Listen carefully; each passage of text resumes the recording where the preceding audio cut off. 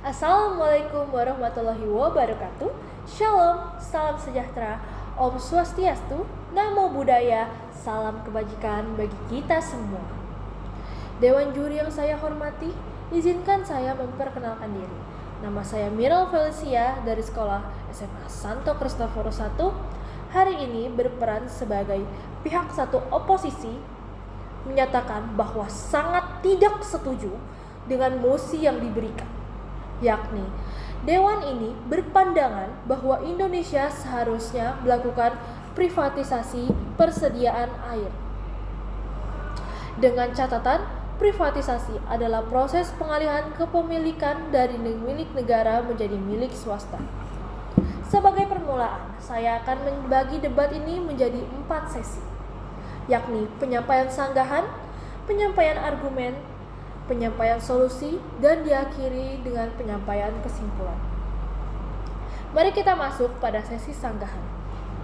Sejak awal, tim pemerintah sudah kalah karena dengan adanya kontrol dari swasta yang lebih besar daripada negara, maka lama-kelamaan pengawasan akan semakin berkurang, dan hal ini dapat menyebabkan kekacauan harga yang tadi dikatakan oleh tim pemerintah bahwa itu tidak akan terjadi. Namun sebenarnya hal ini tentunya akan terjadi jika dipikirkan dalam jangka waktu mendatang. Karena tujuan utama bagi perusahaan swasta adalah mengambil alih penyediaan air, tentunya adalah profit ataupun keuntungan. Hal inilah yang dapat mendorong tindakan-tindakan yang dikatakan memiliki persentase yang kecil oleh pihak pemerintah terjadi. Karena seperti yang dibicarakan oleh pihak pemerintah, kontrol dari pihak negara akan lebih kecil dibandingkan dengan kontrol dari pihak swasta. Hal ini menyebabkan lemahnya kontrol pemerintah seiring berjalannya waktu yang membuahkan melonjaknya harga air yang dapat menyebabkan kekurangan air yang lebih drastis daripada sekarang.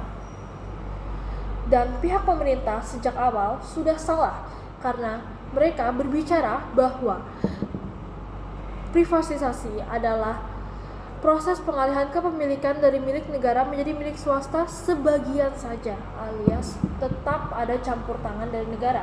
Sedangkan pada di sini ada catatan bahwa privatisasi adalah proses pengalihan kepemilikan dari milik negara menjadi milik swasta, yang berarti dapat diserahkan secara 100%.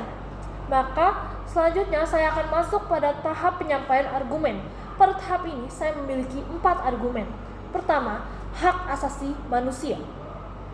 Walaupun tim pemerintah telah berbicara dengan harapan tim kontra tidak membawa isu seperti harga yang terlalu tinggi sehingga tidak dapat diakses oleh masyarakat, namun hal ini seperti yang saya jelaskan pada sanggahan saya sebelumnya, tentu saja bisa terjadi dan memang akan terjadi jika hal ini terjadi, maka hak asasi manusia akan terganggu atau terlanggar.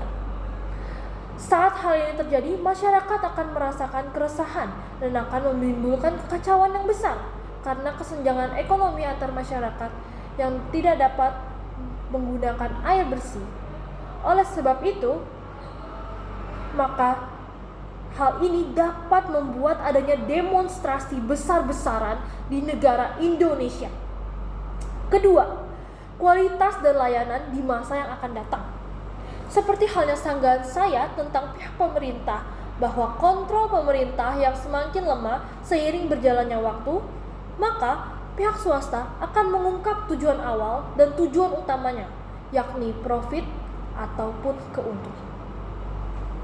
Hal ini dapat membuat lalainya kualitas dan layanan untuk penyediaan air di masa yang akan datang, karena mementingkan keuntungan yang didapat daripada moral dan hak yang akan didapatkan oleh warga negara. Selanjutnya, ataupun ketiga, pengawasan dan tujuan utama.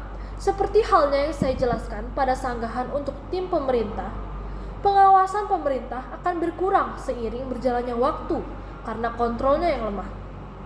Oleh sebab itu, dapat terjadinya kelalaian pengawasan oleh pihak swasta yang tujuan utamanya adalah profit dan keuntungan, berbanding terbalik dengan pihak pemerintah yang memiliki tujuan utama penyejahteraan negara dan rakyat, sehingga lebih menjunjung tinggi moral dan hak seluruh masyarakat, yakni hak asasi manusia. Keempat, ekonomi negara. Dikarenakan penyaluran air oleh pihak swasta, maka ekonomi negara juga akan terganggu dan berkurang karena keuntungan yang tadinya didapat dari pengelolaan air milik negara menjadi milik swasta. Hal ini mengurangi dan merugikan karena yang tadinya dapat membantu investasi dalam pembangunan infrastruktur pendidikan dan fasilitas publik Indonesia beralih pada keuangan pemilik modal atau swasta. Setelah memahami beberapa argumen yang saya paparkan, mari kita masuk dalam tahap solusi. Solusi yang dapat dilakukan daripada privatisasi oleh swasta adalah memberikan subsidi atau bantuan untuk kelompok masyarakat berpenghasilan rendah melalui survei dan pembuktian agar dapat tetap mengakses air bersih dengan harga yang terjangkau sehingga menggunakan teknologi yang efisien dan juga penggunaan teknologi yang efisien dan ramah lingkungan dalam pengelolaan air seperti teknologi pengelolaan air yang lebih murah dan berkelanjutan. Kesimpulannya, privatisasi penyediaan air tidaklah menjadi cara yang paling efektif saat ini bagi negara Indonesia untuk mengembangkan dan menyalurkan air secara menyeluruh. Sebaliknya, hal ini dapat menjadi kelemahan yang besar dan titik tolak sehingga menyebabkan kekacauan yang dapat menyebabkan demonstrasi besar-besaran di negara Indonesia karena berbagai resiko yang ada di masa mendatang. Untuk itu, saya sebagai pihak oposisi sangat amat menentang Indonesia melakukan privatisasi penyediaan air. Sekian dan terima kasih.